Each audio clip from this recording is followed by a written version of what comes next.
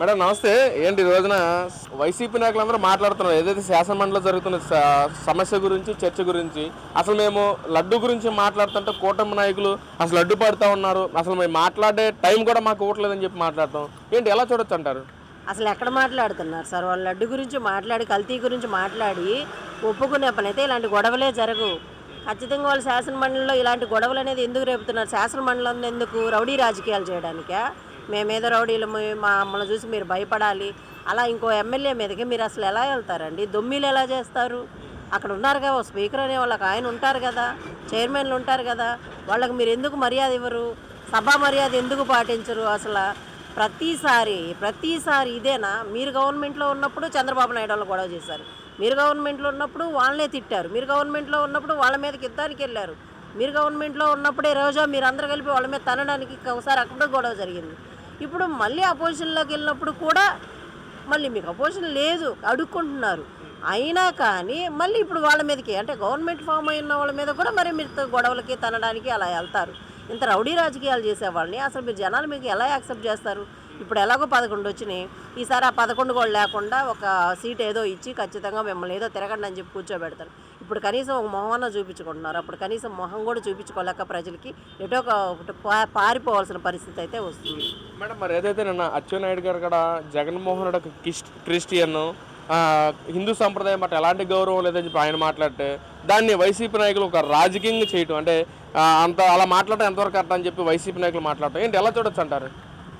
Sir ఎందుకు అంటున్నారంటే ఆయనకి హిందూ సాంప్రదాయాల మీద, హిందూ దేవుళ్ళ మీద గౌరవం లేదు అని.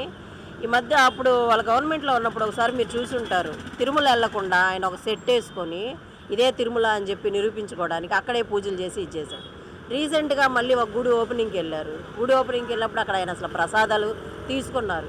మళ్ళీ ఆ హోమంలో ఏదో ఆయిల్ ఏదో నెయ్యి ఏదో వేస్తారు కదా, ఆ పూజారి చెప్పిన పద్ధతులు పాటిస్తారు, అవి కూడా పూజారితోనే వేయించాడు ఈయన. అంటే ఆయనకి హిందూ దేవుళ్ళ మీద ఆ గౌరవం అనేది కానీ వాళ్ళ సాంప్రదాయాల మీద అనేది గౌరవం కానీ లేదు. ఒకవేళ అవి చేస్తే నాకేమన్నా అవుతుందేమో అని చెప్పి ఒక భయం అయితే ఉంది. నిజంగా మీకు హిందూ సాంప్రదాయాల మీద ఒకవేళ గౌరవం ఉన్నట్టయితే మీరు ఎందుకు భారతి గారిని ఏదో ఒక టెంపుల్కి తీసుకెళ్ళి అక్కడ దేవుడు కనీసం చిన్న దండమైన ఎందుకు పెట్టించరు? అక్కడ చిన్న ప్రసాదం కూడా ఎందుకు ముట్టుకోరు మీరు? ఎందుకు ఆ టిష్యూ పేపర్లలో చుట్టి వెనకబడేస్తూ ఉంటారు, లేకపోతే పిఎల్కి ఇస్తూ ఉంటారు? మీరు ప్రజల కోసం బయటకు వచ్చారండి. మీరు పర్సనల్గా ఇంట్లో ఉన్నప్పుడు ఎవడం మిమ్మల్ని అడగడు. ప్రజల కోసం బయటకు వచ్చినప్పుడు మరి ప్రతి కులాన్ని, ప్రతి మతాన్ని మనం గౌరవించాలి, ప్రతి సాంప్రదాయాన్ని మనం పాటించాలి. అలాంటివి మనం పాటించలేనప్పుడు మనం రాజకీయాల్లో ఉండకూడదు. రాజకీయాల్లో ఉన్నాము అంటే ప్రతి విషయాన్ని మనం గౌరవిస్తేనే మనం ఉండాలి. సో మీరు గౌరవించట్లేదు కాబట్టి, ఆ సాంప్రదాయాలు పాటించట్లేదు కాబట్టి అవి మీడియా ముఖంగా బయటకు వస్తున్నాయి కాబట్టి ఇప్పుడు అచ్చెన్నాయుడు గారు కానీ లేకపోతే సంథింగ్ ఎవరైనా మాట్లాడడానికి వాళ్ళు మీడియా పరంగా విజువల్స్ చూస్తున్నారు. ఆ విజువల్ చూసి అక్కడ ఏమైతే చూసారో అదే మీకు చెప్తున్నారు. మీరు వేరే కులాలని, వేరే మతాలని మీరు గౌరవించట్లేదు. సో మీరు గౌరవించేలాగా మీరు చేసుకోండి, ఏమైనా చెయ్యండి, నిరూపించండి ప్రజలకి. లేదు ఇదిగో నేను నా భార్యని తీసుకెళ్తున్నాను దేవుడి దగ్గర, ఇదిగో పట్టు వస్త్రాలు ఇస్తున్నా అని చెప్పి అక్కడ సంతకం పెట్టండి, మేము నమ్ముతున్నాము అని దేవుడిని తిరుమలలో. అప్పుడు ప్రజలకు కూడా నమ్మకం వస్తుంది కదా మీరు వేరే కులాలని, మతాలని గౌరవిస్తున్నారని. అవి మీరు చేయకుండా ఎంతసేపు వాళ్ళ మీద యుద్ధాలకు వెళ్తే ఏమొస్తుందండి? అంటే అలా చేయడం ఎంతవరకు కరెక్ట్ అంటారండి? ఖచ్చితంగా ఈ రౌడీ రాజకీయాలే అంటారు సార్. వైసీపీ గవర్నమెంట్ ఉన్నప్పుడు బూతులు, తిట్లు, యుద్ధాలు, కొట్టుకోవడాలు, ఎంతసేపు చంపుకోవడాలు, ఇలాంటి రాజకీయాలు అనేది చట్టసభల్లో కూడా తీసుకెళ్తున్నారు అని అంటే ఇంక ఇలాంటి అసలుకి పొలిటీషియన్ని రాజకీయాల్లో లేకుండా చెయ్యాలని మనం ప్రజలను అయితే కోరుకోవాలండి. శాసన మండలిలో తిరుమల తిరుపతి దేవస్థానం ఒక చర్చగా మారుతూ ఉంది. ఇటు పక్కన వైసీపీ కానీ కూటమి ప్రభుత్వం కానీ. వైసీపీ నాయకులేమో 2014లోనే తిరుమల అనేది కల్తీ జరిగిందని చెప్పి ఆరోపణలు చేస్తూ ఉంది. ఏంటి, ఎలా చూడొచ్చు అంటారు?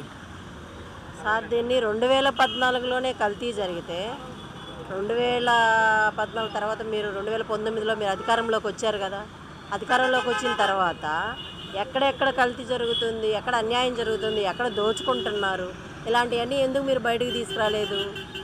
అంటే అక్కడ చైర్మన్ మీ వాళ్ళే ఉన్నారు, మీ కులపోడే ఉన్నాడని చెప్పి జగన్మోహన్ రెడ్డి గారు కావాలని ఉన్న దాంట్లో ఆయన కూడా కొంచెం నొక్కి పాకెట్లో వేసుకున్నాడా?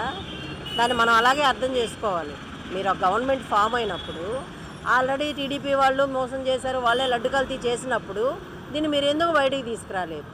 మీ వాడే అక్కడ చైర్మన్గా ఉన్నాడు కాబట్టి మీ జేబుల్లో కూడా ఎంతో కొంత వస్తాయి కాబట్టి దాన్ని మీరు బయటికి తీసుకురాకుండా ఇప్పుడు గవర్నమెంట్ మారింది కాబట్టి వైవి సుబ్బారెడ్డి ఆల్రెడీ ఒప్పుకున్నా కూడా మీరు ఉన్న నిజాన్ని కూడా ఒప్పుకోకుండా అసలు ప్రజల వాయిస్ అనేది బయటికి తీసుకురాకుండా 11 మంది ఎమ్మెల్యేలుగా మీరు అసెంబ్లీ సాక్షిగా ఎలాంటి మీరు ఏం పని చేయాలి, మీకు ఇచ్చిన పనులేంటి, అలాంటివన్నీ మర్చిపోయి కేవలం అసలు ఇక్కడ కల్తీ జరగలేదు ఇదొక్క అంశాన్ని మాత్రమే పట్టుకొని పదే దీన్ని రబ్బర్ బ్యాండ్ లాగా సాగదీస్తున్నారే తప్ప సింపుల్గా ఒకసారి ఇది జరిగింది, మా ప్రభుత్వంలో జరిగింది, సుబ్బారెడ్డి గారు చెప్పినట్టు మేము క్షమాపణలు కోరుకుంటున్నాము ప్రజలందరికీ అని చెప్పేస్తే ఈ వివాదం అనేది ఇంతటితో ముగిసిపోతుంది, ప్రజలు కూడా సుఖంగా బతుకుతారు.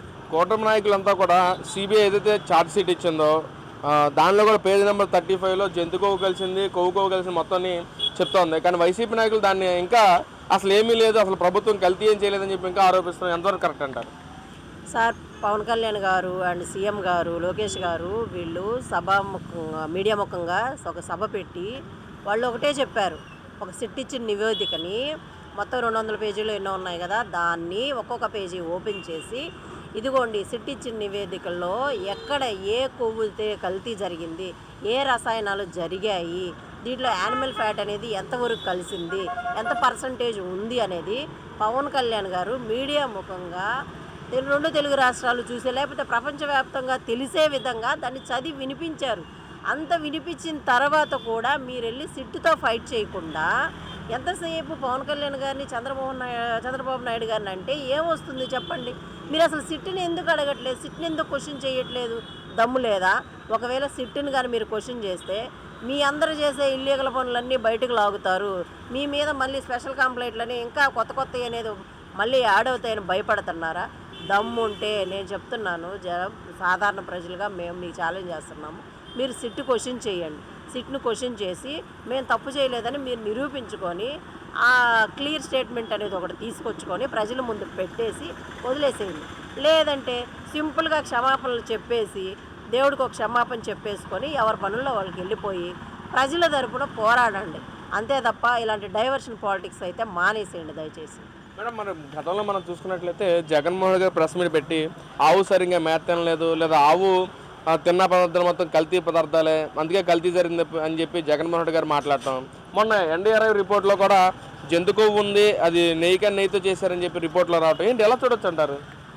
సార్ ఇదెంత హాస్యాస్పదం అంటే జబర్దస్త్ కామెడీ షోల్లాగా అక్కడ జరిగే కమెడియన్స్ చెప్పే ఆ జోకుల్లాగా ఉంది. కానీ ఆవు అనేది గడ్డి సరిగా మెయ్యకపోతే పాలు అనేవి సరిగా రావు, ఆ పాలల్లో నుంచి నెయ్యి సరిగా రాదా?